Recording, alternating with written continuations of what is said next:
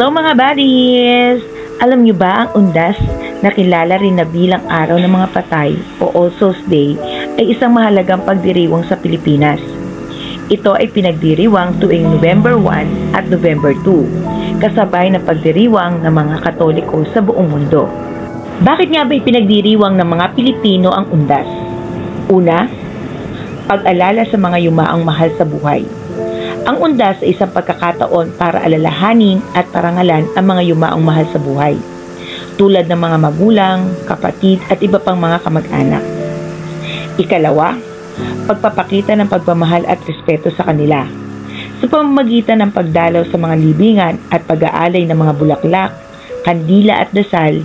Ipinapakita ng mga Pilipino ang kanilang pagmamahal at respeto sa mga yumaong mahal sa buhay.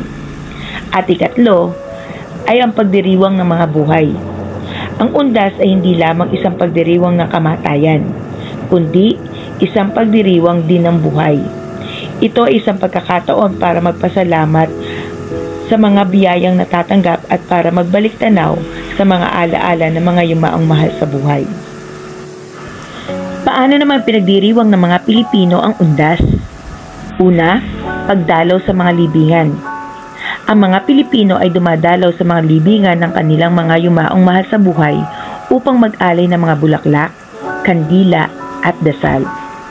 Ikalawa, pag-aalay ng mga bulaklak at kandila.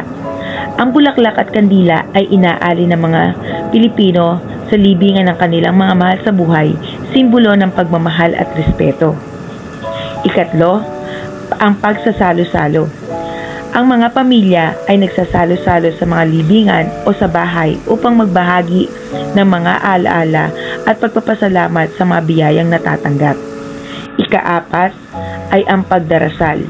Ang mga Pilipino ay nagdarasal para sa mga yumaong mahal sa buhay, hilingin ang kapatawaran at kapahingahan ng kanilang mga kaluluwa.